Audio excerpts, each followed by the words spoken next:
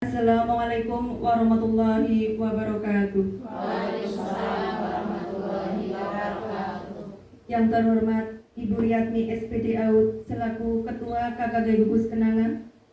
Yang kami hormati Kepala TK, PAUD, formal dan non-formal KKG Gugus Kenanga.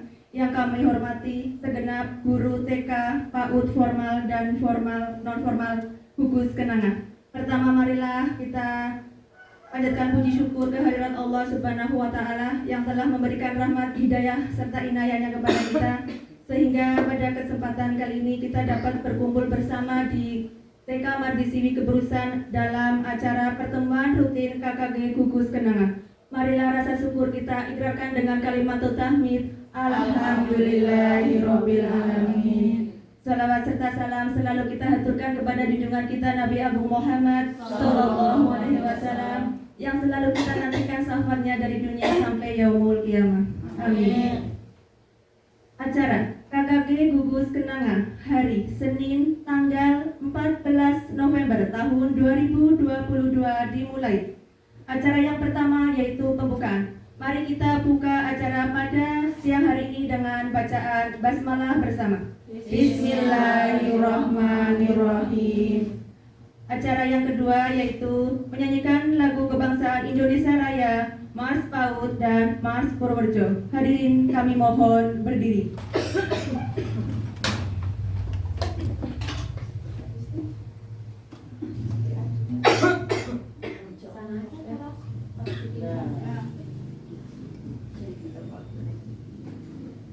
Hiduplah Indonesia Raya.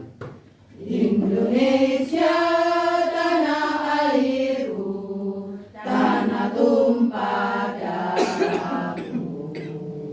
Di sanalah aku berdiri, jadi pandu ibuku. Indonesia kebangsaanku, bangsa dan tanah airku. Marilah kita berseru, Indonesia bersatu.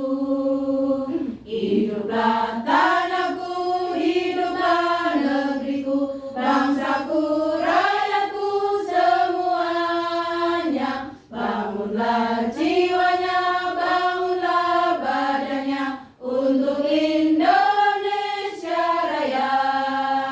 Indonesia Raya, merdeka, merdeka, tanahku, negeriku yang ku cinta. Indonesia Raya, merdeka, merdeka, hiduplah Indonesia Raya. Indonesia Raya, merdeka, merdeka, tanahku, negeriku yang ku cinta. Indonesia Raya, merdeka, merdeka, hiduplah Indonesia Raya.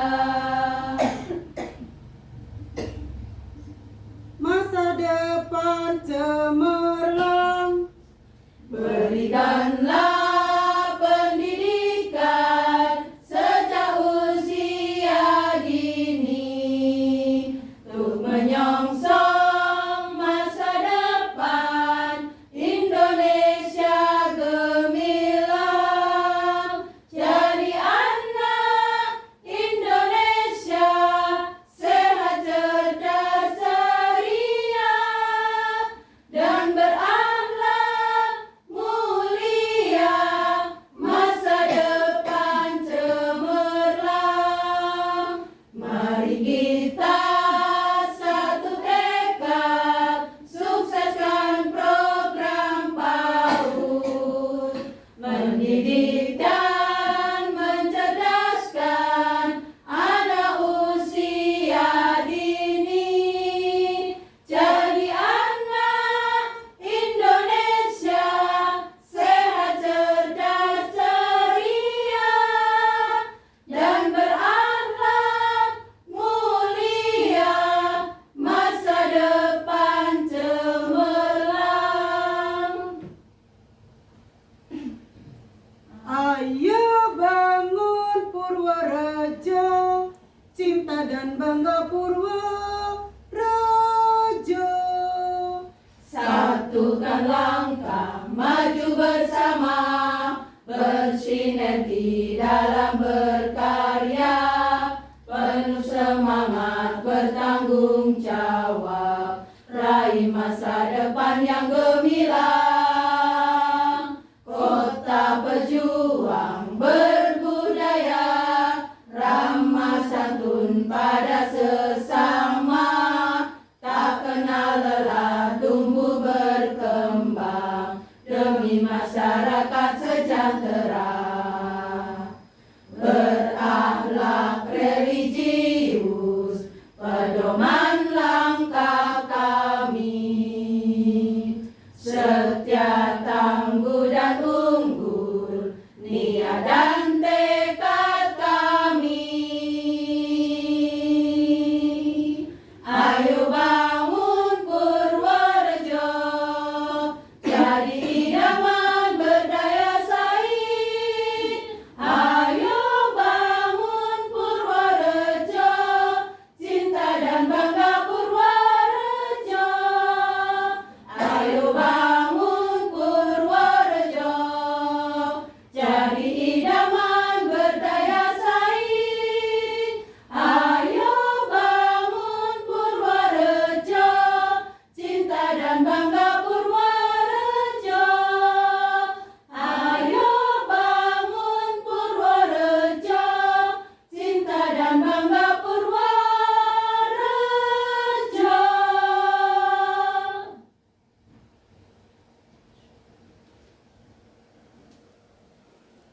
Hadirin kami silakan duduk kembali.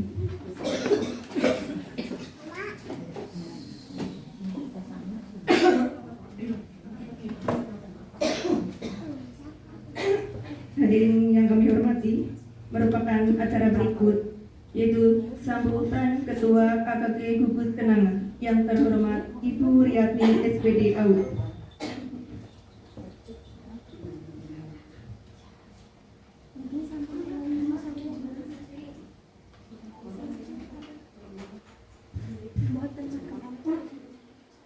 Assalamualaikum warahmatullahi wabarakatuh.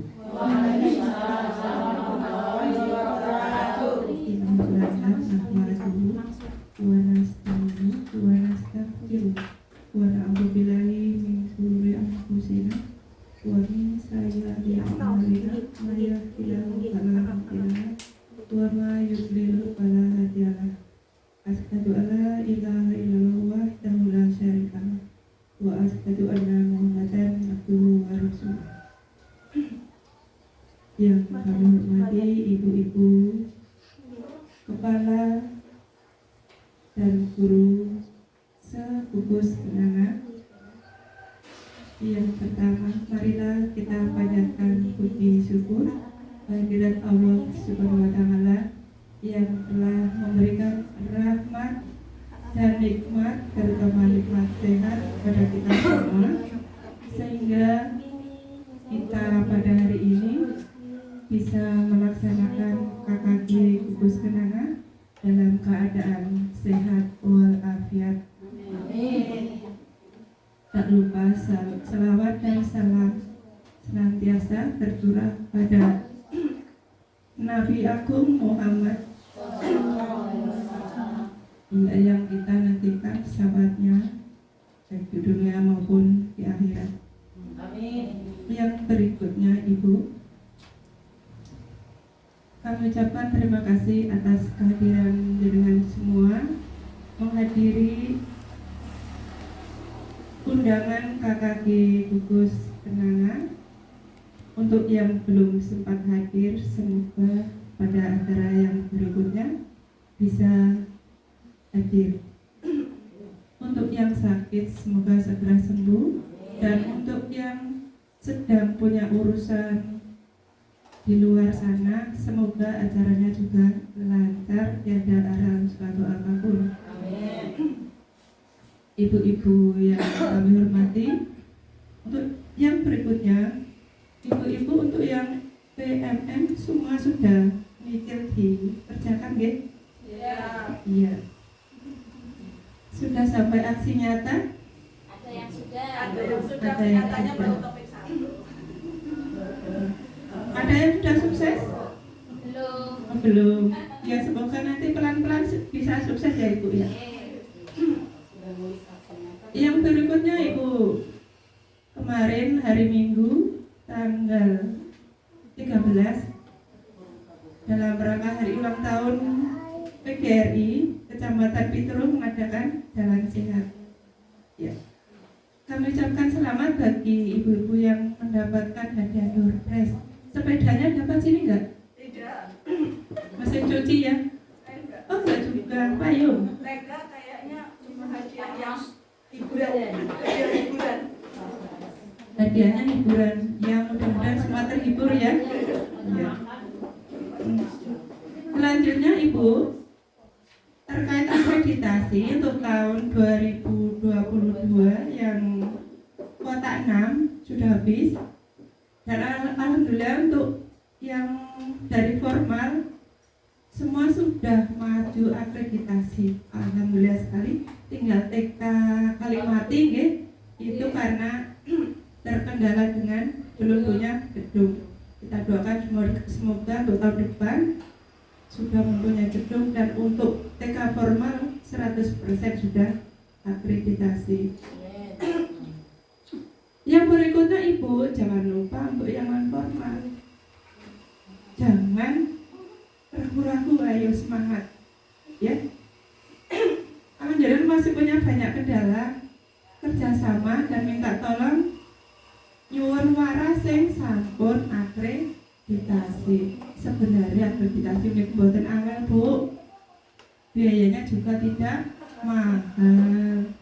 Dengan misalnya administrasi dikerjakan secara rutin, itu sampai akreditasi nanti tidak ada lembur.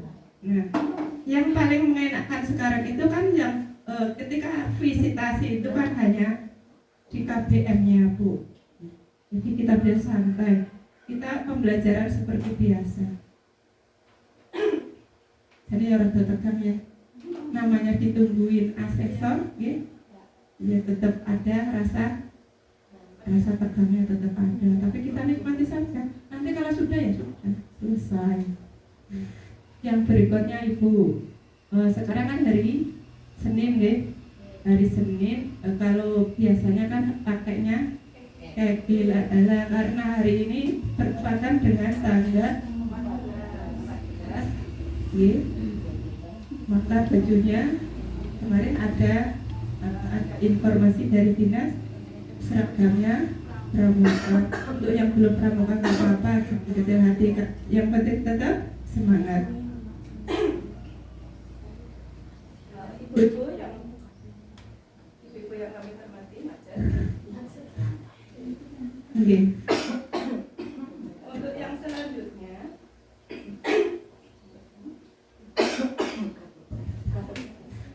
Perlu ditekan. Untuk yang selanjutnya, kegiatan hari ini mau diisi oleh Mbak Kunti Ityarani menyampaikan tentang diseminasi budaya positif. kita simak bersama. Kita ikuti bersama sampai selesai. Insya Allah nanti berguna untuk kita semua. Siap nggih Ibu nggih? Dari saya kiranya hanya itu, biar nanti Mbak Budi bisa menyampaikan dengan bisa selesai dengan sampai selesai. Tidak ada suatu apapun lancar ya Mbak Budi, kami doakan. Ada kekurangan saya mohon maaf. Assalamualaikum warahmatullahi wabarakatuh. Waalaikumsalam warahmatullahi wabarakatuh. Hadirin yang kami hormati, meningkat acara berikut yaitu penyampaian materi tentang diseminasi budaya positif di sekolah yang akan disampaikan oleh Ibu Kunti Ikhtiarani SPD. Katanya kami silakan. Terima kasih atas waktunya. sambil berdiri Ibu ya. Saya akan menyampaikan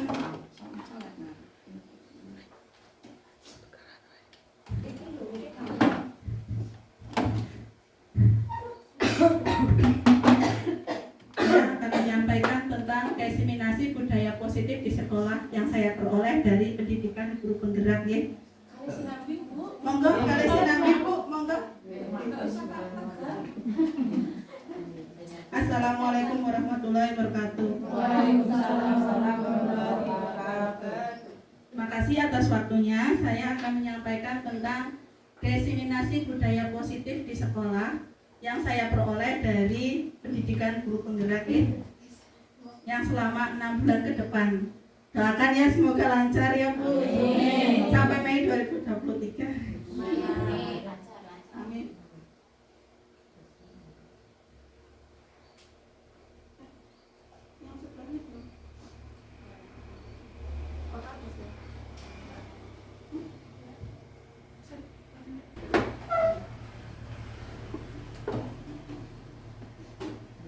Materinya yang akan kami sampaikan hari ini adalah nilai-nilai kebajikan universal, yang kedua disiplin positif, yang ketiga 3 motivasi perilaku manusia, yang keempat keyakinan kelas, 5 kebutuhan dasar manusia, yang kelima posisi kontrol guru, yang terakhir segitiga restitusi.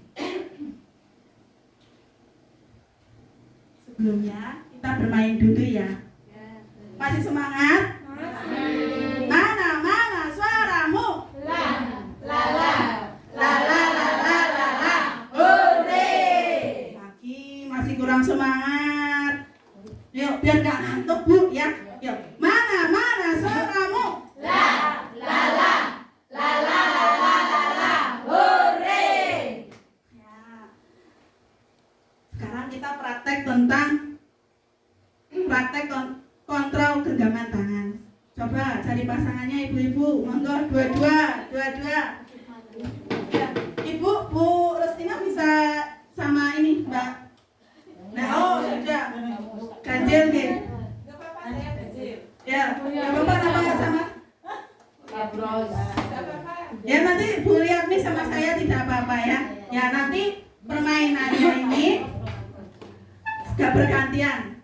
Yang bergantian, yang satu nanti genggam, yang satu bagaimana caranya melepaskan genggaman tangannya. Bagaimana caranya itu, entah itu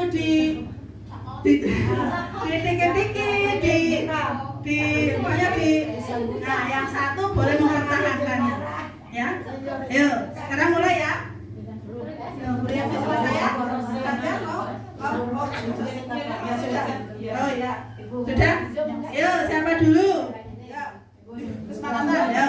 Ya, dua. Ya. Gimana, Bu? Ya dibuka. Yang satu. Oh, memberi contoh. Oke, memberi contoh. Pertama misalnya suratnya apa? Yang enggak. Saya dua, boleh satu ya. Dua boleh ya. Gimana caranya melepas? Satu.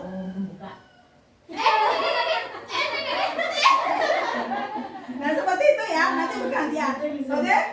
Nah, yuk mulai.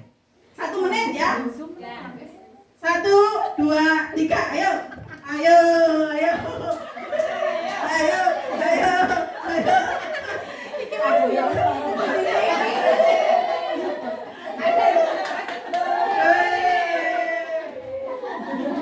Belum bisa?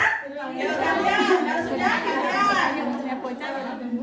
Yuk gantian. Sekarang yang tadi membuka gantian menggenggam. Sudah?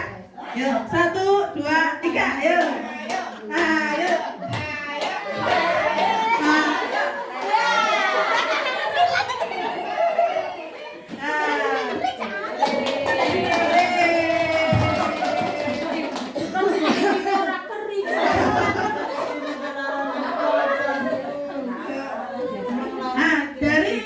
Di permainan tadi apa yang ibu-ibu peroleh?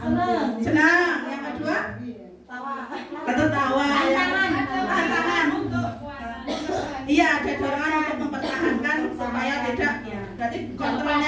siapa? Diri diri, ya, diri sendiri, ya, iya. Makasih, lanjut.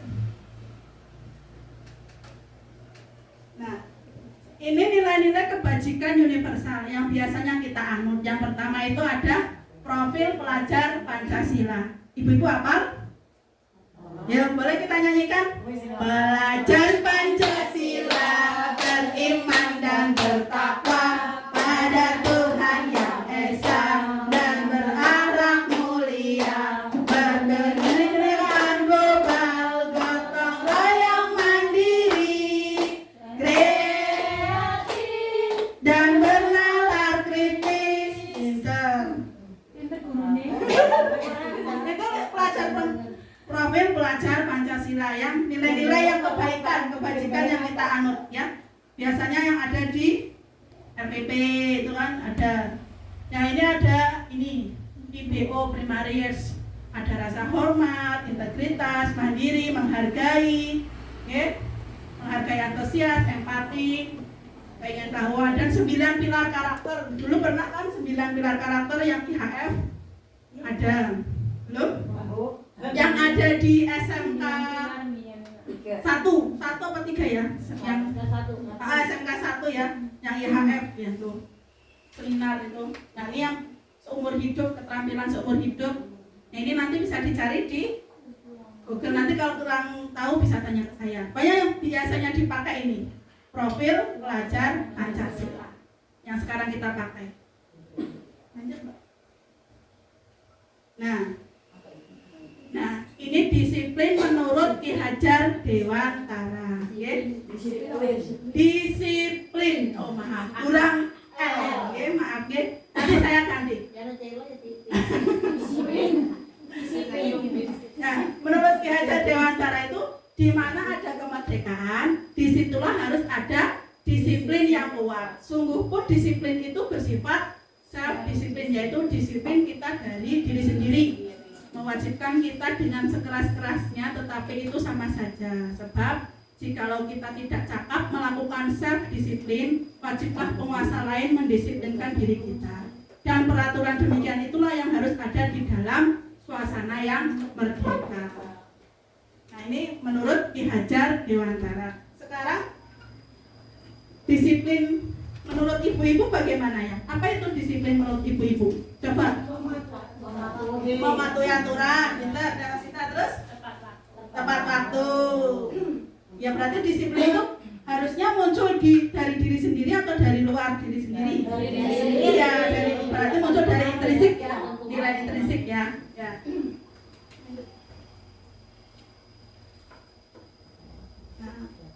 Nah, sudah tadi ya, sudah mengungkapkan pendapat. Jadi, ya, Mbak, lanjut. Nah, ini disiplin positif, yaitu disiplin yang muncul pada diri seseorang untuk mempertanggungjawabkan perbuatannya, mempunyai nilai kontrol sesuai dengan nilai-nilai kebajikan universal, yaitu tadi apa nilai-nilai kebajikan universal? Ada profil pelajar Pancasila. Nah, jadi tugas kita sebagai pendidik yaitu apa? Tujuan kita adalah menciptakan anak-anak yang memiliki disiplin diri sehingga mereka bisa berperilaku dengan mengacu pada nilai-nilai kebajikan universal dan memiliki motivasi intrinsik dari dalam diri sendiri, bukan ekstrinsik. Kalau ekstrinsik dari luar.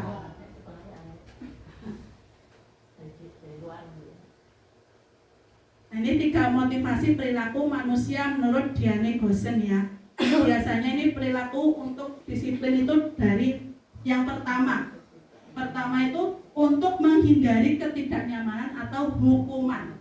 Ini 3 tingkat terendah dari motivasi perilaku manusia. Biasanya orang yang motivasinya perilaku untuk menghindari hukuman. Misalnya disiplin itu untuk menghindari hukuman, biar tidak dihukum. Ya, biar tidak dihukum atau ketidaknyamanan. Ya, ini yang pertama. Yang kedua yang di tengah-tengahnya itu untuk mendapat imbalan atau penghargaan. Ini disiplin yang ekstrinsik ya, mendapat imbalan atau penghargaan dari orang lain. Ini 1 tingkat di atas motivasi yang pertama. Di sini berperilaku untuk mendapatkan imbalan. aku mangkat gasik main film lah. Seperti itu ya. Mendapat imbalan atau penghargaan dari orang lain. Atau kayak atau misalnya nanti nggak boleh itu ya, kita nggak boleh sering mengasih reward anak-anak. Paling cuma penghargaan atau misalnya apresiasi. Kalau misalnya nanti ayo mangkat sekolah, nanti kalau nggak berangkat sekolah nggak dikasih permen, nah itu kurang baik.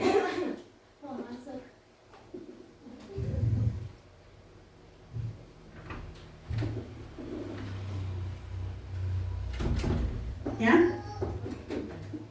tuh, ini yang kedua, yang paling tinggi itu adalah untuk menjadi orang yang mereka inginkan dan menghargai diri sendiri, ya, dengan nilai-nilai yang mereka percaya. Jadi aku disiplin untuk apa ya, supaya aku datangnya tepat waktu, biar anak-anak tidak apa gitu kan. Ini yang dari motivasi dari perilaku diri sendiri. Orang dengan motivasi ini akan bertanya, akan menjadi orang yang seperti apa apabila saya melakukannya. Mbak, ini lanjut.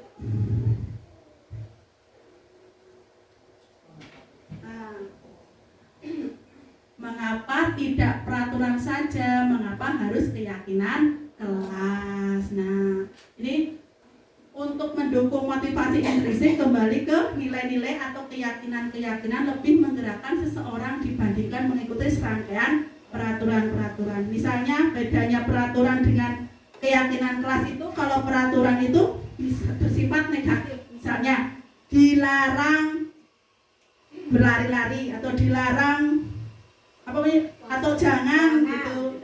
Jangan apa ya, dilarang, nadanya negatif. Kalau keyakinan itu biasanya bernada positif. Nah, bernada positif ya. Contohnya coba.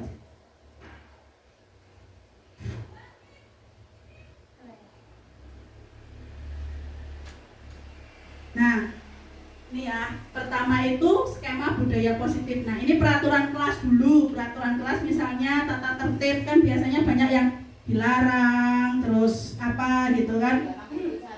Ya, dilarang berbicara di kelas. Saat pelajaran atau bergantian berbicara, ya. Terus nanti naik ke keyakinan kelas. Keyakinan kelas itu pernyataan yang bersifat positif. Terus ada kesepakatan bersama antara murid dengan guru. Terus nanti munculnya lingkungan positif. Lingkungan positif nanti kemudian muncul budaya positif.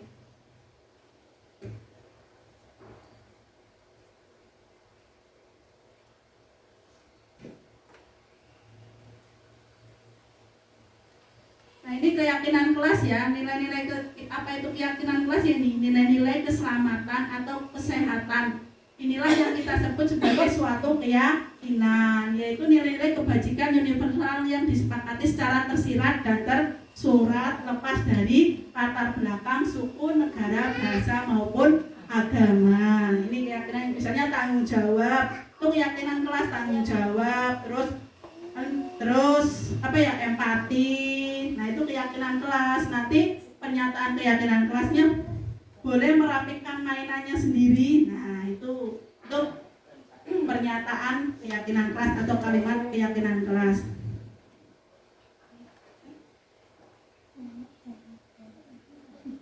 Nah, ini karakteristik keyakinan kelas. Ini keyakinan kelas lebih bersifat abstrak daripada peraturan yang lebih rinci dan konkret. Keyakinan kelas berupa pernyataan-pernyataan universal. Pernyataan keyakinan kelas senantiasa dibuat dalam bentuk positif. Nih, keyakinan kelas hendaknya tidak terlalu banyak sehingga mudah diingat dan dipahami oleh semua warga kelas. Keyakinan kelas sebaiknya suatu yang dapat diterapkan di lingkungan tersebut. Semua warga kelas hendaknya ikut berkontribusi dalam pembuatan keyakinan kelas lewat kegiatan curah pendapat. Bersedia meninjau kembali keyakinan kelas dari waktu ke waktu. Nah, ini berarti warga kelas, anak kita juga bisa untuk diajak untuk membuat keyakinan kelas. Contohnya, biasanya untuk ya, merapikan mainan nanti diberi, kita bisa ngobrol sama anak-anak pas misalnya pas kegiatan awal itu atau pas waktu istirahat. Jadi anak-anak bisa supaya kelasnya kita aman, kelasnya kita rapi, mau apa ya anak-anak ya gitu. Nanti oh iya, tapi kalau misalnya belum paham juga kita bisa mengarahkan. Kalau misalnya kalau kelas kita biar rapi, kalau mainan seperti apa ya? Dirapikan Bu Guru. Iya, dirapikan. Berarti nanti itu juga termasuk keyakinan kelas, kesepakatan bersama. Berarti nanti bisa dibuat keyakinan kelas, bisa ditempel di contohnya seperti ini. Untuk anak TK karena belum bisa membaca, kita bisa pakai gambar nggih. Nah, ini untuk anak TK, misalnya kesepakatan kelas atau keyakinan kelas. Ini ada gambar datang ke sekolah, kan? Maksudnya datang ke sekolah tepat waktu. Nanti ada gambar mengucapkan salam atau menjaga kebersihan sekolah sambil di ini biar ada apa ya? Sambil ada tulisannya, biar literasinya, biar anak-anak juga mengenal literasi ya. Ada gambarnya, ada literasinya, ada tulisannya gitu kan. Ini untuk yang TK. Kalau yang sudah bisa untuk SMP dan SMA mungkin seperti ini, atau SD bisa mungkin seperti ini karena anak-anak sudah bisa membaca. Kalau untuk anak TK seperti ini. Sebaiknya pakai gambar tapi juga ada literasinya. Nah, ini contoh-contoh pernyataan atau kalimat keyakinan kelas. Kita latihan dulu ya. Nah, ini termasuk peraturan. Tadi kalau peraturan apa ya? Nadanya negatif ya, ya kan. Kalau keyakinan kelas bercenderung positif. Nah, kembalikan barang ke tempatnya. Keyakinan kelas ya. Dilarang mengganggu orang lain. Peraturan. Hadir di sekolah 15 menit sebelum pembelajaran dimulai. Ayo, keyakinan kelas apa peraturan?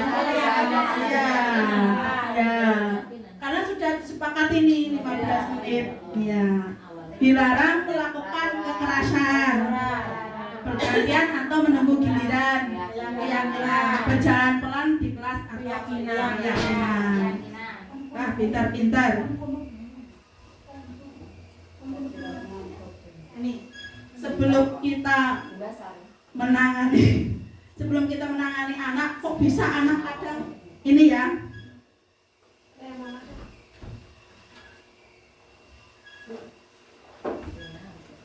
Sebelum kita menangani anak, kok bisa anak apa ya? Misalnya, bukan nakal ya, kok anak itu terlalu aktif atau sering mengganggu temannya. Kita latar belakangnya ini 5 kebutuhan dasar manusia dulu. Apa anak itu? Pertama itu kebutuhan dasarnya itu bertahan hidup. Ya, terus ini ada penguasaan ya, kebebasan, kesenangan, dan terakhir kasih sayang. Nanti ada contohnya. Nah, nih. Nah, 5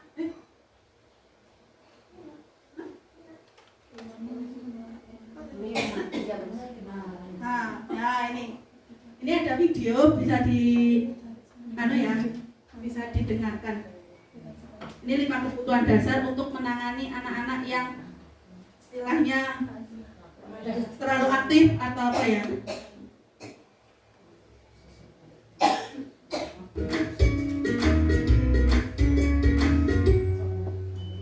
Salam dan bahagia Ibu dan Bapak guru hebat. Untuk membangun budaya sekolah yang positif dengan lingkungan yang aman dan mendukung murid untuk menjadi pribadi yang berdaya, seimbang, dan bahagia, salah satu upaya yang dapat dilakukan oleh guru adalah memahami kebutuhan dasar yang mendasari perilaku murid. Pada video kali ini, kita akan membahas tentang 5 kebutuhan dasar manusia.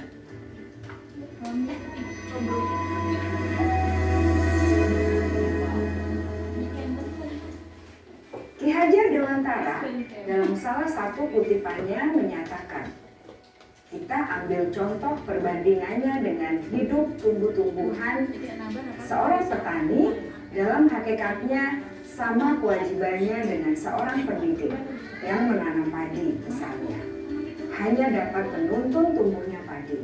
Ia dapat memperbaiki kondisi tanah, memelihara tanaman padi, memberi pupuk dan air, membasmi ulat-ulat atau jamur-jamur yang mengganggu hidup tanaman padi, dan lain sebagainya. Ketika guru memahami kebutuhan apa yang mendasari perilaku murid, dan guru berusaha menuntun dan mendukung murid dalam memenuhi kebutuhannya secara positif, pada hakikatnya guru tersebut ibarat seorang petani yang sedang berusaha memahami kebutuhan masing-masing tanaman, dan ia berusaha memenuhi kebutuhan tanaman tersebut agar dapat tumbuh dengan subur dan maksimal.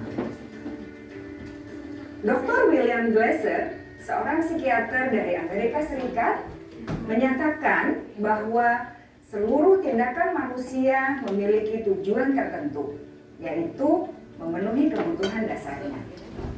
Ketika kelima kebutuhan dasar telah terpenuhi secara memadai, maka murid akan tumbuh dengan seimbang dan bahagia. Sebaliknya, ketika kebutuhan dasar tidak terpenuhi dengan baik, maka seseorang akan mengalami emosi negatif seperti bosan, sedih, dan kecewa. Bahkan mereka dapat melakukan perbuatan yang bertentangan dengan nilai-nilai kebajikan atau melanggar peraturan. Dengan kata lain, perilaku buruk seseorang biasanya adalah respons dari kebutuhan yang tidak terpenuhi. Namun, mereka tidak tahu cara untuk menyampaikannya. Ada 5 kebutuhan dasar manusia menurut Dr. William Glasser, yaitu yang pertama, kebutuhan untuk bertahan hidup atau survival. Yang kedua, kebutuhan untuk merasa diterima atau love and belonging. Yang ketiga, kebutuhan akan kebebasan atau freedom. Yang keempat, kebutuhan akan kesenangan atau fun. Dan yang kelima, kebutuhan akan penguasaan atau power. Kebutuhan dasar yang pertama adalah kebutuhan yang bersifat fisiologis untuk bertahan hidup atau survival. Misalnya, kesehatan, rumah, dan makanan. Kebutuhan biologis sebagai bagian dari proses reproduksi termasuk kebutuhan untuk tetap bertahan hidup. Kebutuhan untuk merasa aman juga termasuk dalam kebutuhan ini.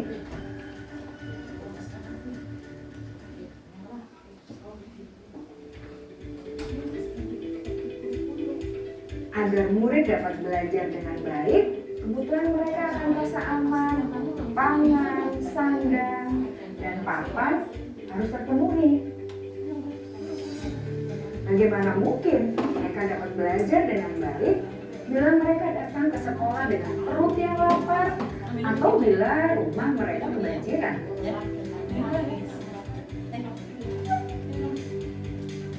Setelah kita mengetahui kebutuhan pertama yang sebagian besar bersifat fisiologis, mari kita lihat kebutuhan kedua sampai kelima yang semuanya berhubungan dengan psikologis. Mari kita lihat kebutuhan yang kedua, yaitu kebutuhan akan perasaan diterima oleh kelompok atau komunitasnya, atau kebutuhan love and belonging. Kebutuhan ini meliputi keinginan untuk tetap terhubung dengan orang lain seperti teman, keluarga, teman kerja, dan kelompok di mana kita tergabung. Setiap murid ingin menjadi bagian yang berharga dari kelas dan juga sekolah. Mereka juga ingin diterima oleh orang lain dan kelompoknya. Bahkan murid yang terlihat paling cuek pun jauh di dasar hatinya pasti ingin merasa diterima. Sebagai guru, seharusnya kita dapat menerima murid kita apa adanya, sesuai dengan kodratnya. Karena setiap murid adalah unik.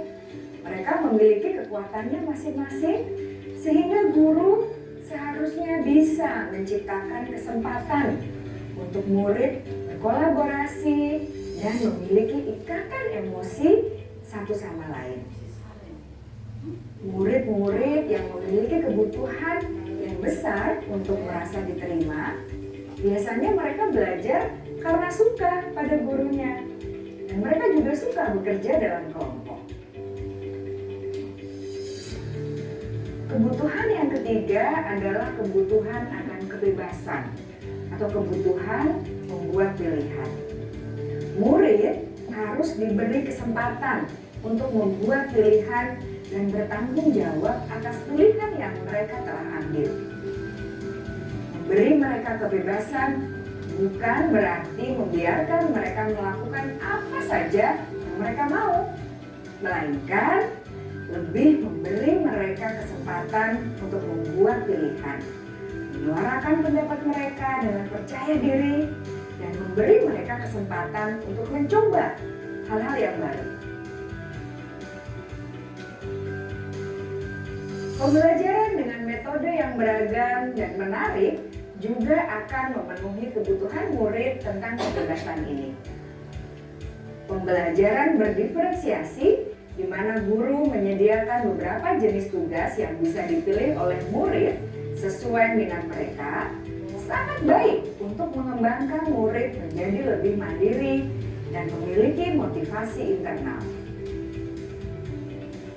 Karena kebutuhan akan kebebasan pada dasarnya adalah kebutuhan untuk mandiri, memiliki otonomi, memiliki pilihan, dan mampu mengendalikan arah hidupnya sendiri.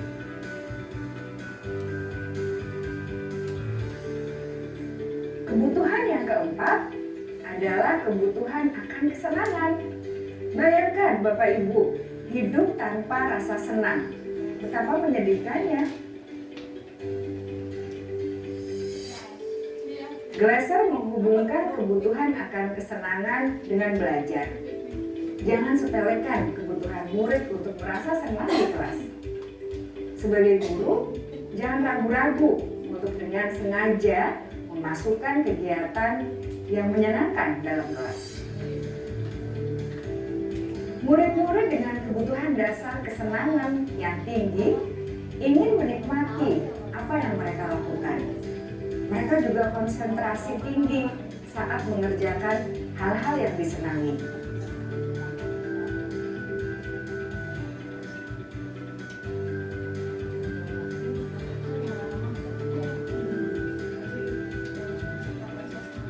Kebutuhan yang kelima adalah kebutuhan akan penguasaan. Setiap murid memiliki kebutuhan untuk merasa kompeten, jadi terampil, diakui pencapaian dan keterampilannya, didengarkan, bisa membuat dampak dan pengaruh, dan memiliki rasa harga diri. Mereka sebaiknya diberi kesempatan untuk membuat keputusan tentang hal-hal yang penting dalam hidupnya dan tidak merasa dikontrol oleh sistem sekolah. Pada murid yang telah menginjak usia remaja, seringkali mereka merasa tidak memegang kendali atas kehidupannya sendiri, karena guru kerap kali berpengaruh dalam mengambil keputusan. Murid-murid yang memiliki kebutuhan dasar akan penguasaan yang tinggi biasanya selalu ingin menjadi pemimpin. Mereka juga suka mengamati sebelum mencoba hal-hal yang baru. Mereka juga perfeksionis dan merasa kecewa bila melakukan kesalahan.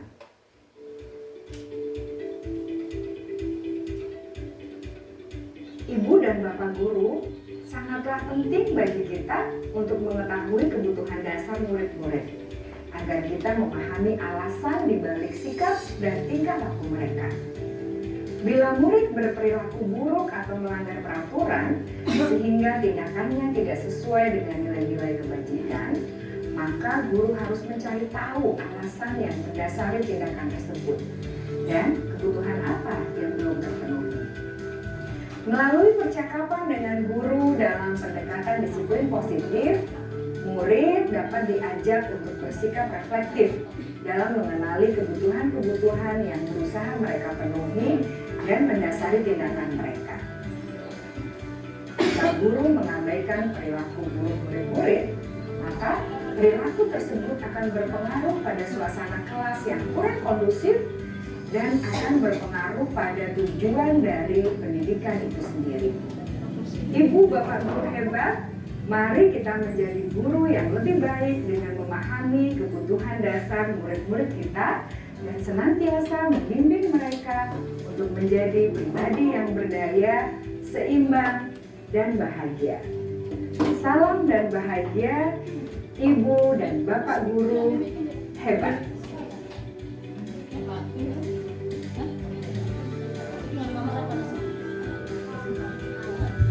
Ibu-ibu, jadi setelah kita tadi melihat video tersebut, jadi dapat disimpulkan apa ya? Jika perilaku murid kita ada yang melanggar peraturan, berarti ada kemungkinan lima kebutuhan dasarnya itu belum terpenuhi dari itu. Iya, belum terpenuhi, entah itu tahan hidup, terus yang kelima itu lingkungan atau kasih sayang, yang sering itu kasih sayang atau kesenangan juga bisa ya. Iya, pengakuan juga ya. Lanjut. Nah, ini yang paling penting ya, posisi kontrol manusia atau guru di lingkungan sekolah ya. 5 posisi kontrol ini. Yang pertama itu penghukum. Penghukum, ayo siapa yang suka menghukum ya? Ini seorang penghukum biasanya menggunakan fisik dan maupun verbal ya. Nada-nadanya biasanya cenderung keras, menghadir, menunjuk-nunjuk. Nah itu. Yang kedua, ya menyindir itu juga termasuk penghukum ya. Yang kedua, pembuat merasa bersalah. Ya. Pembuat merasa bersalah akan menggunakan keheningan yang membuat orang lain merasa tidak nyaman. Nadanya nanti cenderung lembut. Terus ada ya, tapi anak-anak nanti akan mati apa percaya dirinya ya. Yang ini yang ketiga, teman. Guru pada posisi ini tidak akan menyakiti murid, namun akan tetap berupaya mengontrol murid melalui persuasi, ya kan. Yang keempat, memantau. Pada saat kita seperti mengawasi, misalnya kamu terlambat 20 menit. Konsekuensinya apa? Nah, itu seperti pemantau, nadanya datar. Nah, yang ini yang paling bagus. Nah, manajer, posisi di mana guru berbuat sesuatu bersama dengan murid, mempersilahkan murid untuk mempertanggungjawabkan perbuatannya atau perilakunya, mendukung murid agar dapat menemukan solusi atas permasalahannya sendiri. Ya. Nah, kita akan melihat videonya. Ini ada 5 posisi kontrol guru. Ini untuk SMA ya. Nanti ada contoh saya praktekkan untuk anak TK ya. Saya nanti di terakhir. Nah ini 5 posisi kontrol. Boleh dimainkan Mbak Kiki?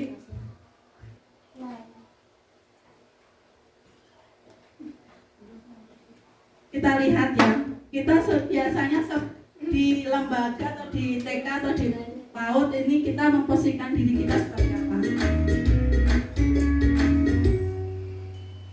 Salam bahagia Ibu dan Bapak guru hebat.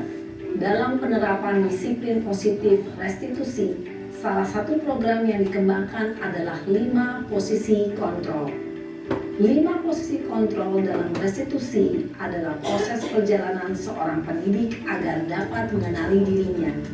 Pada video kali ini, kita akan membahas tentang 5 posisi kontrol yang dikembangkan oleh Diane Gosson dan contoh penerapannya.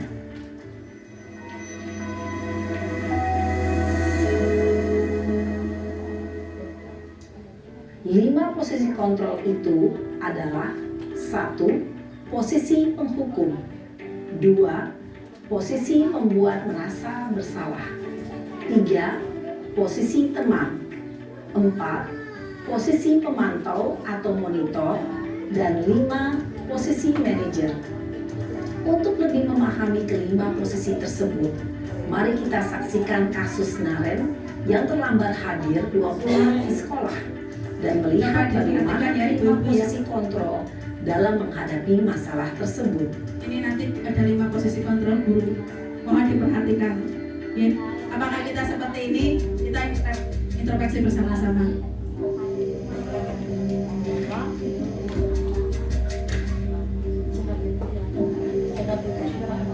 Naren! Sini kamu!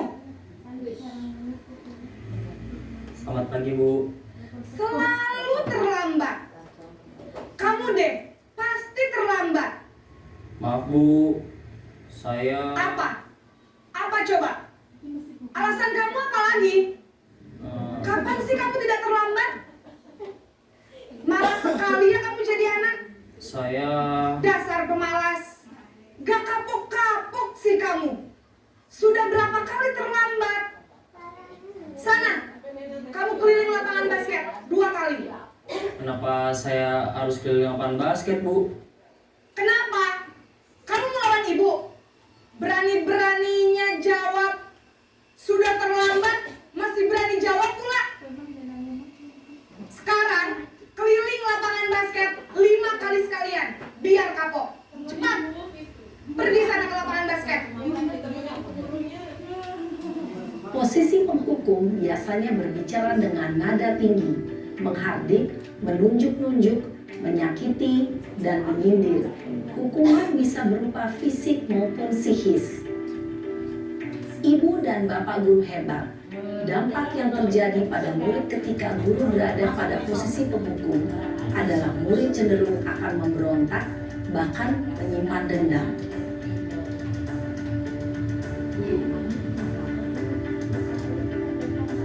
Posisi kedua ya, ibu-ibu, posisi pembuat merasa bersalah. Ini membuat muridnya merasa bersalah, tidak menghargai diri, paling gagal. Naren!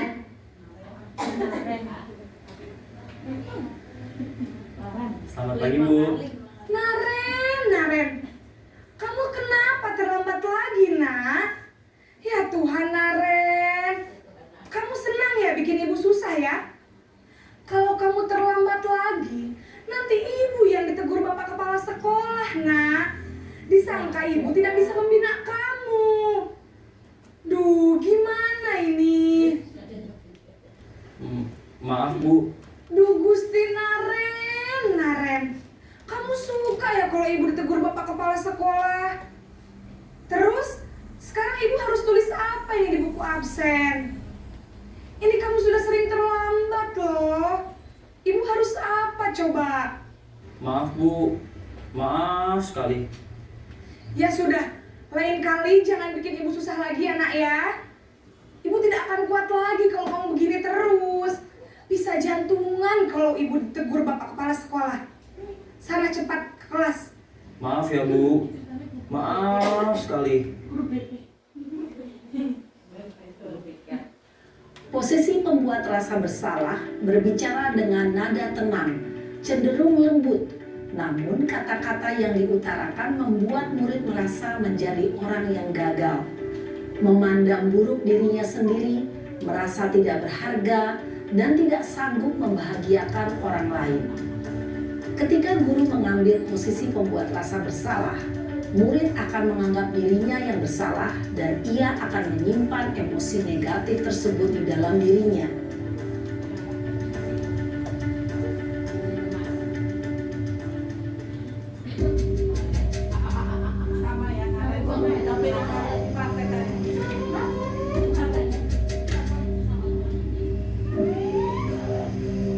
Naren!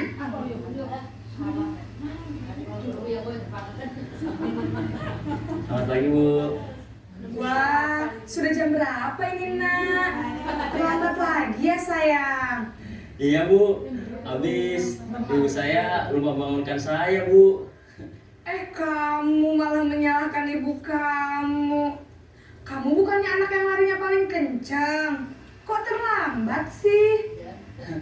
Iya, Bu. Saya memang terlambat banget tadi. Jadi, biarpun saya lari kencang, tetap gak kekejar, Bu. Ya sudah sana. Nanti lain kali larinya lebih kencang lagi ya. Biar gak terlambat lagi. Bikin seneng ibu. Demi ibu. Bisa kan? Bisa lah, Bu. Ya sudah sana masuk kelas. Ibu beresin urusan absen kamu. Kamu ini ada-ada saja. Dalam posisi teman, guru berbicara dengan nada suara ramah, akrab, cenderung bersenda gurau untuk menjaga suasana tetap santai. Murid akan merasa senang, aman, dan akrab dengan guru. Identitas yang tercipta adalah identitas sukses atau berhasil. Namun, perlu diingat, karena ini masih dorongan eksternal, maka ada faktor ketergantungan dari murid kepada orang tertentu. Di sini guru absennya, sehingga di lain waktu murid bisa berperilaku baik, namun hanya kepada orang-orang tertentu saja. Iya nggak mau. Kalau misalnya ada gurunya nggak masuk, biasanya nggak.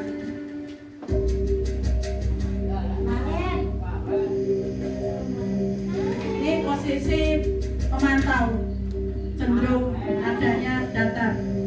Naren!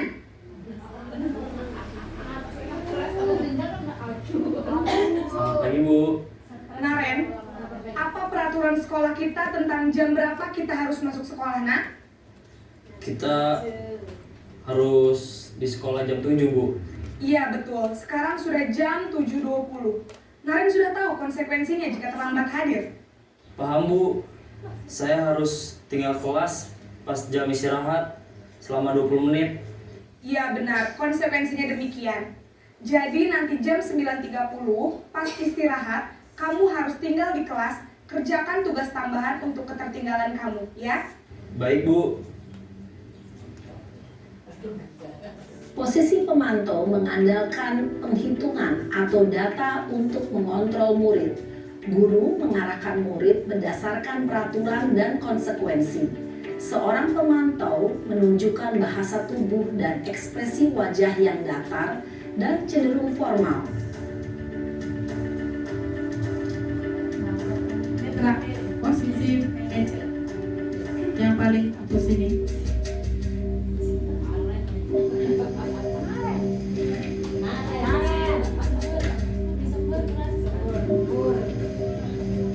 Naren!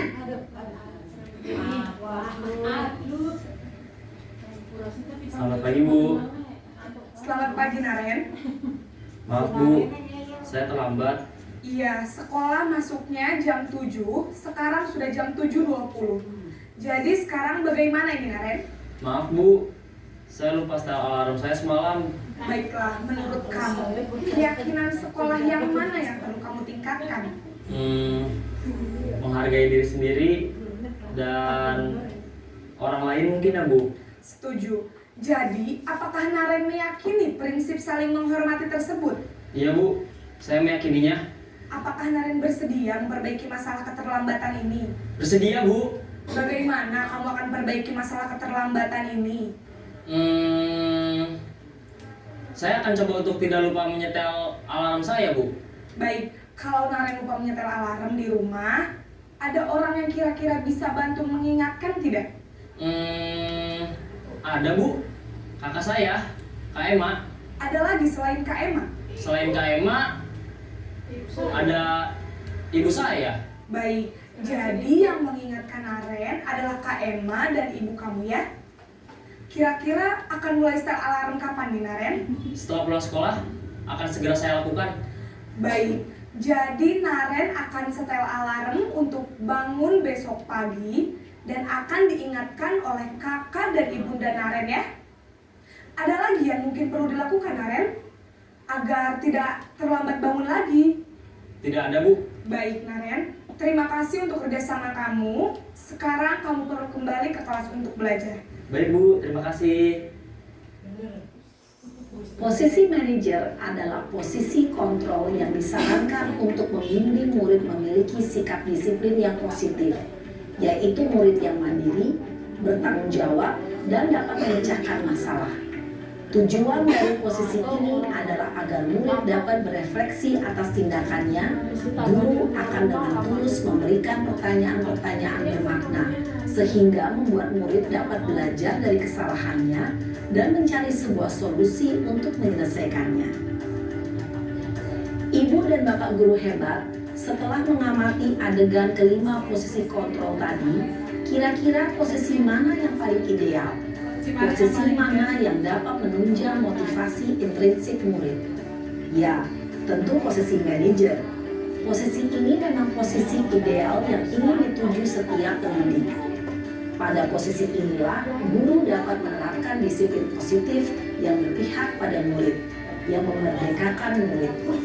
Perjalanan seorang pendidik tentunya tidak mudah untuk sampai pada posisi seorang manajer. Namun, tujuan kita pasti, yaitu menciptakan murid-murid yang mandiri, merdeka, dan bertanggung jawab. Semoga penggambaran 5 posisi kontrol yang telah diperlihatkan ini dapat menjadi ajang refleksi bagi kita semua, agar dapat terus mengasah dan menerapkan disiplin positif yang memerdekakan murid. Mari terus berlatih dan bersemangat. Selamat menerapkan. Salam dan bahagia Ibu dan Bapak guru hebat.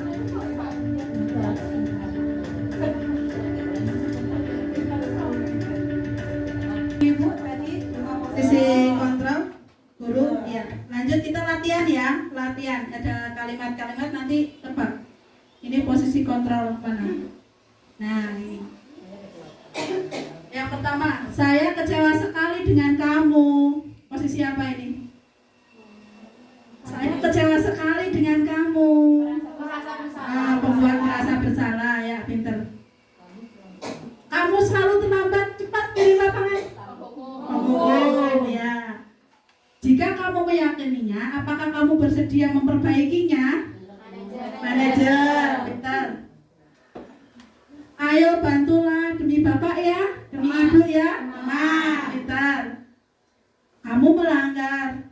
Peraturannya apa ya? Kira-kira apa? Memantau, pinter. Nih. Patuhi aturan saya atau awas. Kamu terlambat 15 menit. Apakah kamu sudah mengerti konsekuensi yang harus dilakukan bila terlambat? Memantau. Ya, memantau. Kan ada konsekuensinya. Konsekuensinya ya. Pemantau. Terakhir pemantau. Nadanya datar konsekuensi. Ini kita segitiga restitusi. Kita bisa mempraktekkan ini segitiga restitusi bila ada murid yang melanggar keyakinan atau peraturan ya. Ini segitiga restitusi. Pertama itu nih, menstabilkan identitas. Ya, coba ada nih, menstabilkan identitas. Nih, praktek untuk menangani murid yang melanggar keyakinan kelas atau peraturan kelas ya. Ya, kita cari dulu menstabilkan identitas untuk membuat anak merasa gagal atau jadi positif ya kan, untuk membuat anak yang merasa gagal karena melanggar peraturan bisa berbuat salah menjadi positif terhadap dirinya ya. Misalnya guru berkata berbuat salah itu hal yang manusiawi, misalnya, terus tidak ada manusia yang sempurna, bapak ibu juga bisa berbuat salah dan sebagainya, untuk menstabilkan identitas anak ya. Yang kedua, ini validasi yang sebelah sini ya kan, tadi ada gambarnya menstabilkan identitas. Ini yang di sini validasi kebutuhan. Kita mencari kebutuhan yang tadi 5 kebutuhan manusia ini. Misalnya membantu murid mengenali basic atau kebutuhan dasar yang ingin dipenuhinya ketika melakukan kesalahan itu. Nah, pada dasarnya setiap tindakan manusia tujuannya adalah memenuhi kebutuhan dasar. Nah itu. Nah ini misalnya guru berkata, kamu bisa saja kan melakukan hal yang lebih buruk, tetapi kamu tidak melakukannya. Terus Kamu pasti punya alasan mengapa melakukannya. Apa yang penting bagi kamu, misalnya, dan sebagainya nih. Kamu boleh tetap berusaha menjaga sikap itu, tapi tambahkan sikap yang lain yang baru. Nah ini. Dan sebagainya nanti bisa dibaca lagi. Yang terakhir, menanyakan keyakinan atau peraturan yang kita sepakati, kan? Anak melihat kesalahannya dihubungkan dengan norma sosial dan nilai-nilai yang mendasari manusia berinteraksi dengan orang lain. Misalnya guru berkata, apa nilai yang kita percaya di kelas atau sekolah kita? Terus nilai-nilai universal apa yang telah kita sepakati? Misalnya keyakinan kelas yang kita sepakati. Terus kelas yang ideal seperti apa sih? Tuh, kamu ingin jadi anak seperti apa? Apa yang kamu rasakan ketika kamu melakukan itu? Kamu menjadi orang yang seperti apa? Seperti itu. Ini ada videonya, nanti setelah ini saya praktekkan penerapan segitiga restitusi untuk anak TK ya. Setelah ini. Kita lihat videonya.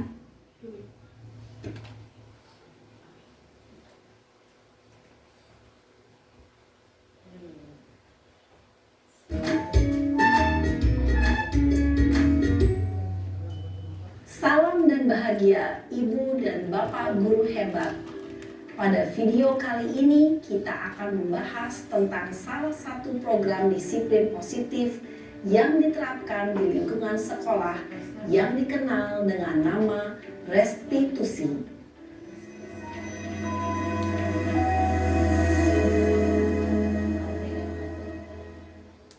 Restitusi dikembangkan oleh pakar pendidikan Diane Gosson, berlandaskan pada teori kontrol Dr. William Blaser.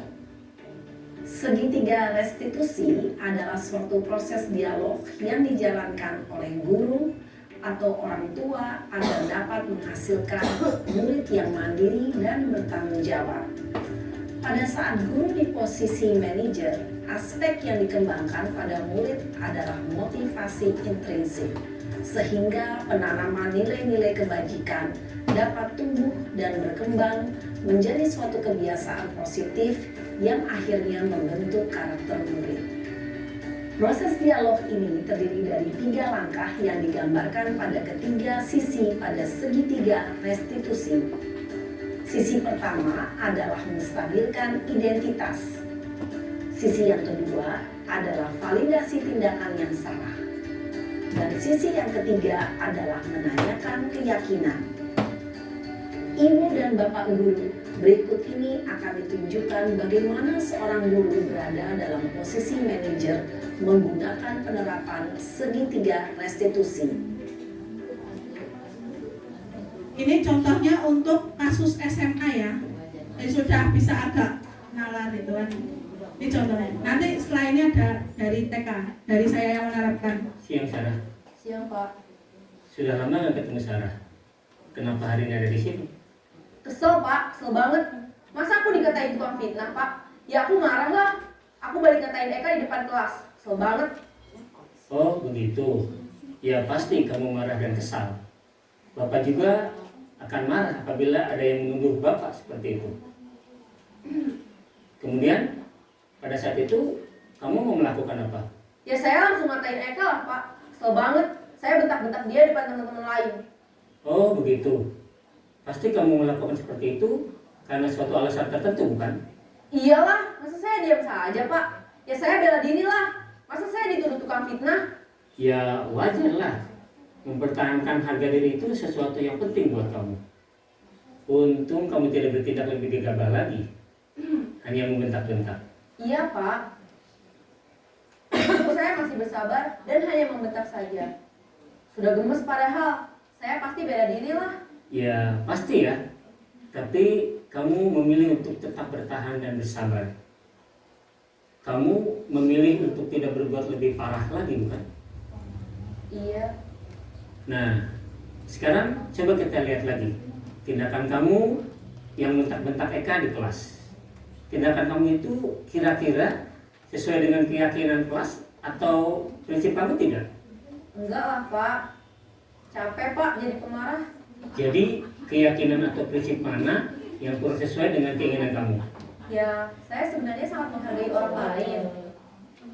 Mungkin saat itu saya menjadi emosi, jadi tidak menunjukkan sikap itu. Kamu meyakini tidak? Menghargai orang lain itu penting buat kamu. Yakinlah, Pak. Iya, setuju. Kita harus saling menghargai. Namun, ada juga keyakinan yang kita sepakati yang perlu kita jalankan apabila kita sedang marah, bukan? Ya, saya bisa lebih proaktif, mulai dengan diri sendiri. Saya bisa jadi lebih bersabar, mengambil waktu jeda untuk berpikir mau apa selanjutnya. Kira-kira kamu bersedia memperbaiki masalah ini tidak? Bersedia, Pak. Kalau kamu memperbaiki masalah ini, kamu akan menjadi orang seperti apa? Saya akan menjadi orang yang bertanggung jawab kali ya, Pak. Dan senantiasa proaktif. Iya, menurut kamu bagaimana rasanya menjadi orang seperti itu? Ya nyaman lah, bangga bisa bersabar dan menahan diri. Baiklah kalau begitu. Yuk kita pikirkan bagaimana memperbaiki masalah ini.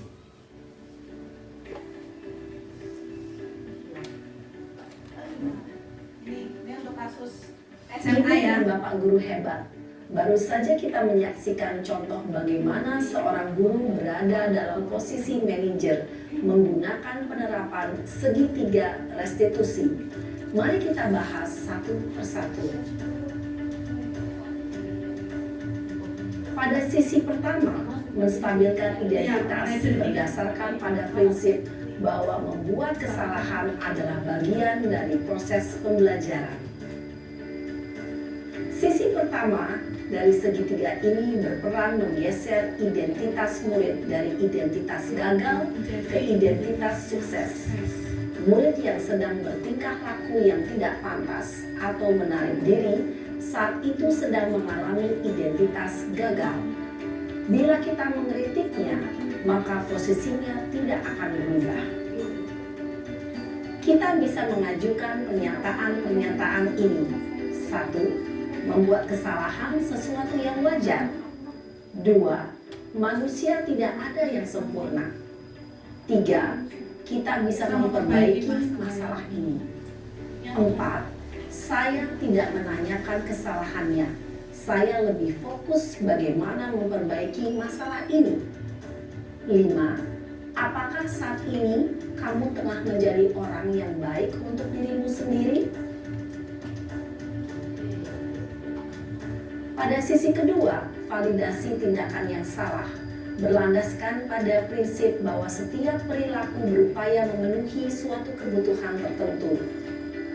Guru yang telah memahami teori kontrol akan bergeser dari pemikiran stimulus respon menjadi proaktif dan mencoba untuk mengenali tujuan dari perilaku murid, mengenali dan mengakui kebutuhan murid ini dapat memperbaiki hubungan dengan murid tersebut.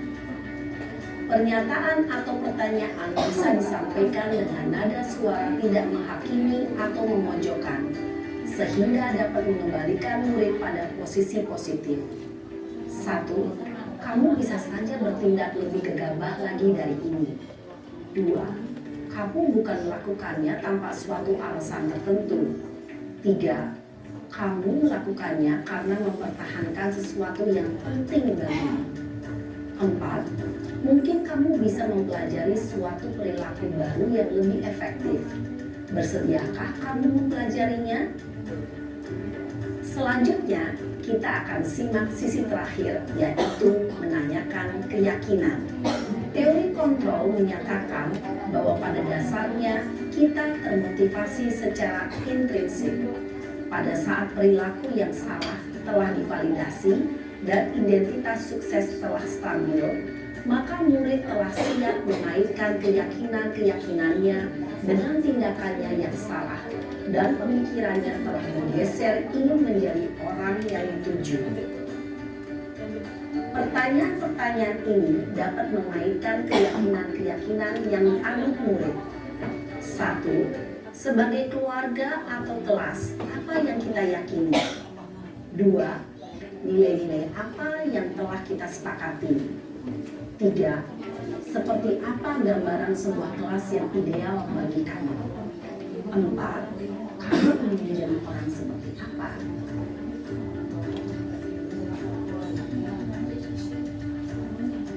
Dalam menerapkan segitiga restitusi, perlu diperhatikan beberapa hal, yaitu 1. Perilaku yang salah perlu dikaitkan dengan nilai-nilai atau keyakinan-keyakinan Ini cara untuk mempraktekkan segitiga restitusi ya Ibu. 2. Kesediaan orang yang melakukan kesalahan untuk memperbaiki masalah. 3. Pemecahan masalah sebisa mungkin relevan atau memiliki hubungan dengan masalah yang ada. 4. Usaha. Perlu adanya suatu usaha perbaikan dari pihak yang berbuat kesalahan. 5. Waktu. Perlu didedikasikan waktu dari pihak yang berbuat kesalahan. Tanyakan kapan akan mulai diberlakukan usaha untuk memperbaiki masalah. Dengan memahami struktur penerapan segitiga restitusi, diharapkan guru dapat menerapkan posisinya sebagai manajer dengan mengajukan pertanyaan-pertanyaan bermakna yang dapat membuat murid menjadi lebih percaya diri, bertanggung jawab, dan mandiri. Nah, Ibu Bapak Guru perlu tidaknya mengikuti ketiga tahapan dalam segitiga restitusi bergantung pada ringan beratnya suatu permasalahan. Misalnya, bila permasalahan tersebut ringan, maka tidak perlu dijalankan secara berurutan. Bahkan bisa semudah menanyakan apa keyakinan yang kita sepakati. Dengan menjalankan segitiga restitusi, dengan mengajukan pertanyaan-pertanyaan bermakna, diharapkan murid menjadi lebih kuat secara pribadi, dapat membuka wawasan hidup agar dapat menyelesaikan permasalahannya sendiri, semakin percaya diri, mandiri, dan merdeka. Salam dan bahagia, Ibu Bapak Guru hebat. Nah, sekarang kita saksikan ya, saya mempraktekkan penerapan segitiga restitusi untuk anak TK ya, usia 5-6 tahun.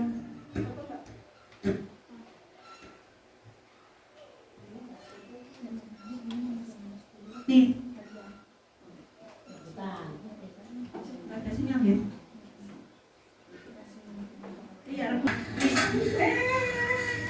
Iya, sama Mas Ito kenapa? Rebutan maju.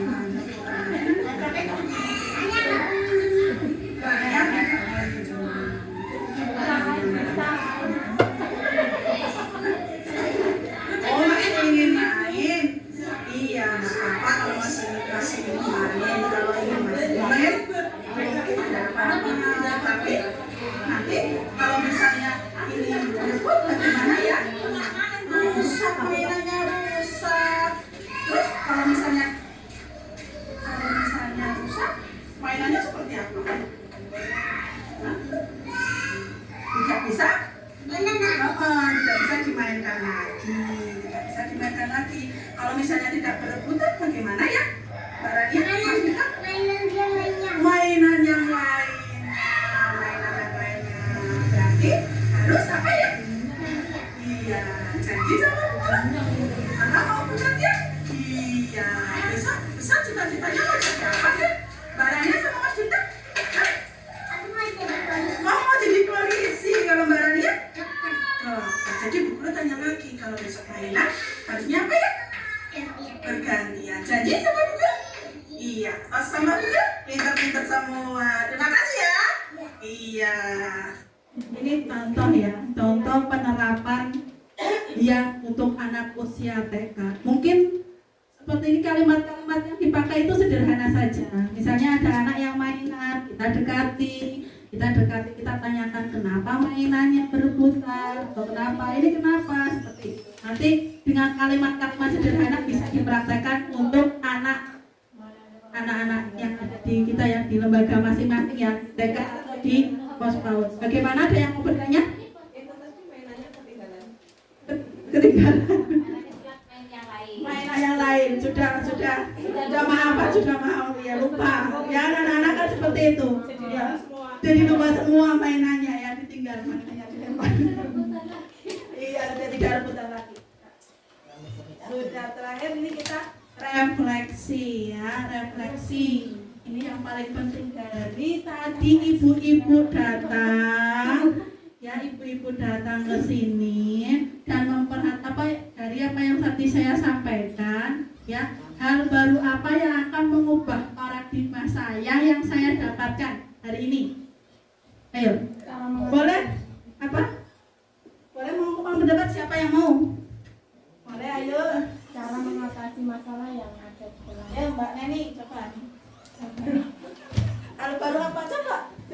yang diperoleh tadi? Iya. Cara mengatasi masalah yang timbul di dalam kelas. Oh iya, ya. Siapa lagi yang mau berpendapat? Boleh Bu, tidak ada yang salah, tidak ada yang dimarahi.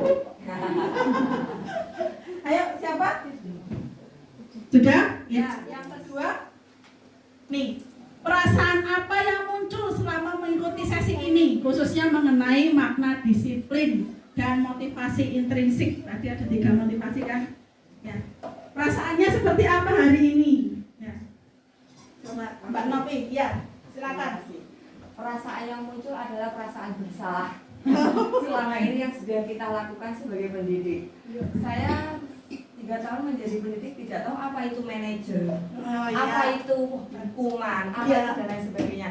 Kurangnya pengetahuan saya terkait dengan cara untuk mengatur kedisiplinan yang ada di kelas. Jadi saya terus terang mengikuti kegiatan hari ini adalah perasaan bersalah saya sebagai pendidik tidak mengetahui apa itu segitiga restitusi dan lain sebagainya. Terima kasih Bu Kunti, saya jadi paham. Iya. Ditambah ilmu. Nah, ya, sama-sama ya. Ya, saya dulu waktu seperti Bu Novi, Mbak Novi atau lainnya pertama mengikuti ini, wah, saya seperti selama ini saya salah ya menerapkannya untuk anak-anak ya, misalnya gitu ya.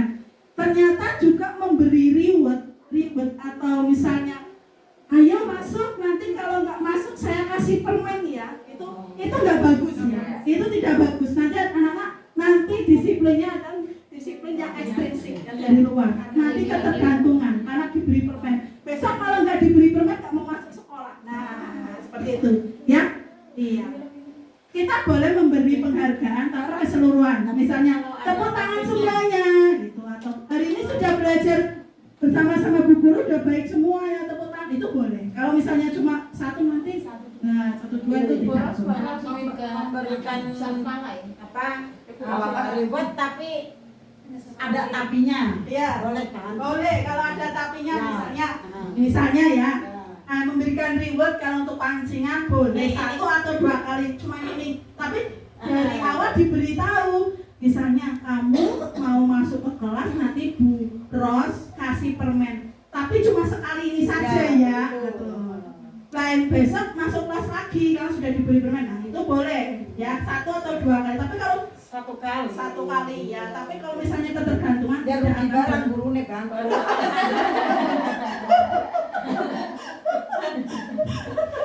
Ya, lanjut yang ketiga ya. Iya. Berarti harus sedia permen terus ya. Ya. Sip. Ya. Ya,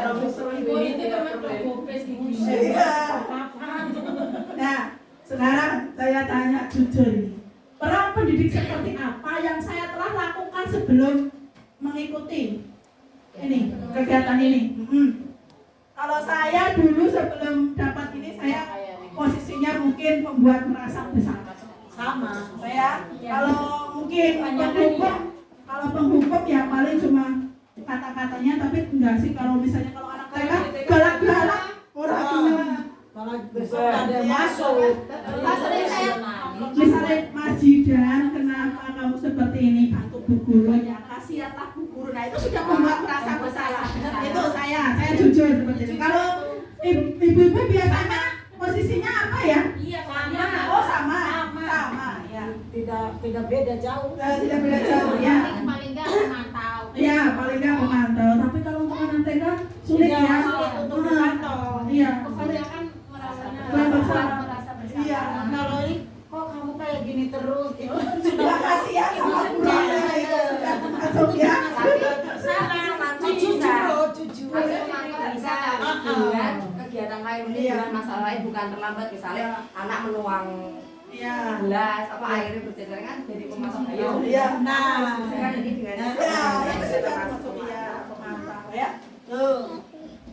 Nah, setelah mengikuti ini, saya akan menjadi pendidik yang seperti apa setelah mengikuti kegiatan ini? lebih baik lagi lah. Iya, kita bisa lebih baik lagi, tetapi tidak harus langsung ke posisi manajer. Kita boleh pelan-pelan dulu. Yang jadinya penghukum bisa menikah anak, bisa yang jadinya pembuat merasa bersalah minimal ya jadi naik ke tingkatnya ke teman atau ke apa ya, syukur-syukur ke manajer ya. Kan berbeda cuci hukum ya. Enggak, kayaknya enggak ya. Nah, yes. Iya, nah, yes, iya. Nah, contohnya saya punya murid satu itu yang seperti itu namanya Citra. Itu cuma dibilangin sedikit sama temannya, kabur sudah pulang. Kayak beras ada yo di kelas Bu Wiwit tuh yang paling besar sendiri, tukang nangisi kancane. Paling kayak sama burung. Mas Ariel kan kalau nangisin temennya disunat malah disunat malah hahaha. Ya itu kan uniknya anak TK, anak usia dini, anak masih PAUD ya, itu seperti itu. Ya kita jadi pendidik juga harus lebih baik lagi ya. Ya, bisa ya. Kita jangan sampai ya, kita jangan kalau misalnya anak-anak itu bermain, misalnya kan kalau di TK keburusan itu kan banyak itu ya kayak itu kan tinggi-tinggian itu permainannya. Kita jangan sampai menggunakan kata jangan, ampun. Nah itu kita misalnya hati-hati, pelan, boleh turun ya seperti itu ya. Ya. Tapi itu juga butuh pembiasaan. Iya, butuh pembiasaan juga, iya. Kadang, iya. Kadang spontan. Iya, spontan saya juga kadang begitu lari-lari anak-anak langsung Manusiawi. Nangis ya. Iya, tapi kita usahakan supaya lebih baik lagi. Nah, sekarang sudah refleksi. Ada yang ingin ibu-ibu tanyakan selama tadi materi ke sini? Ada yang ingin ibu-ibu tanyakan? Ada yang masih kurang jelas? Sebelum saya tutup? Sudah jelas. Masih semangat? Mana suaramu?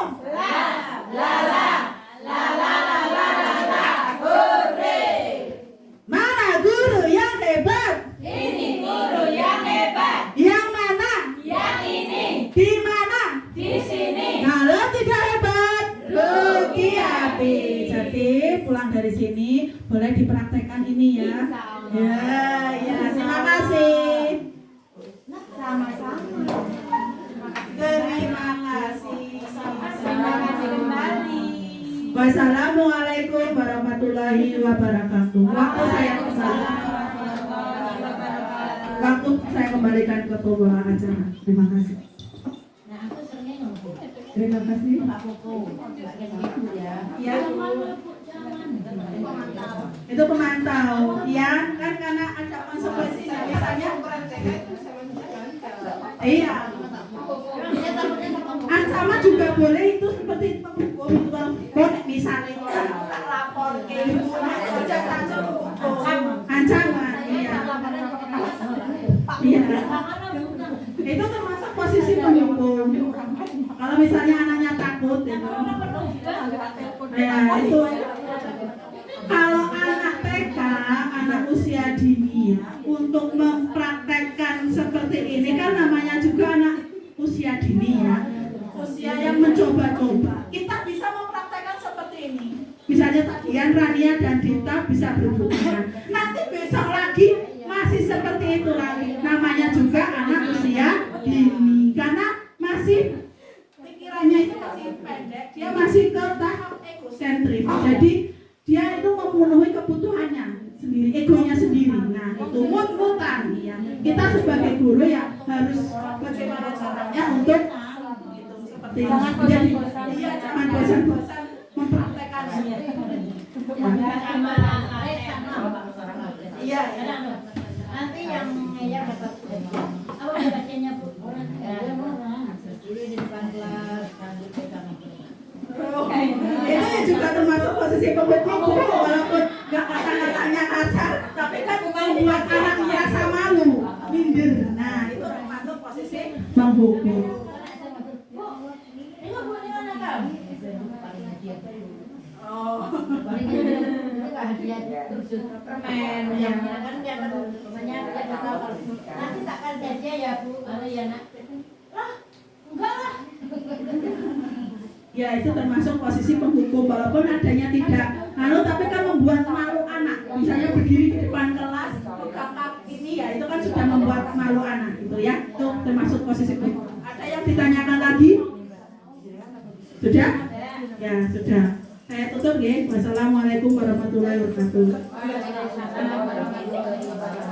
Waktu saya kembalikan ke pembawa acara. Terima kasih. Hadirin yang kami hormati, demikian tadi penyampaian materi tentang diseminasi budaya positif. Semoga banyak ilmu yang kita dapat dan tentunya dapat kita terapkan di lembaga kita masing-masing. Untuk acara selanjutnya yaitu lain-lain, mungkin ada pengisian lagi lain-lain dari Ibu Riyani atau yang lainnya. Untuk acara selanjutnya yaitu penutup. Hadirin yang kami hormati, saya selaku pembawa acara tentunya banyak kesalahan. Mohon maaf yang setulus-tulusnya. Mari kita tutup dengan bacaan hamdalah bersama. Alhamdulillahirabbil alamin. Billahi taufiq wal hidayah. Wassalamualaikum warahmatullahi wabarakatuh. Dilanjutkan menyanyikan lagu Bagimu Negeri. Hadirin kami mohon berdiri.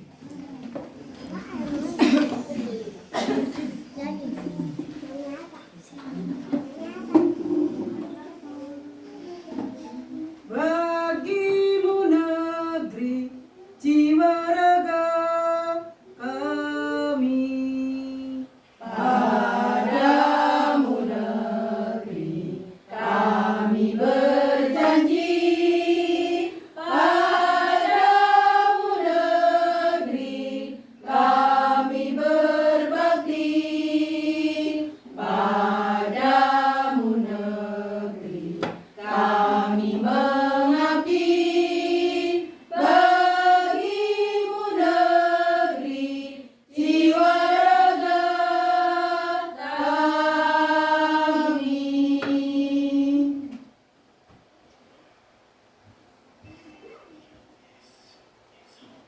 Hadirin kami mohon duduk kembali.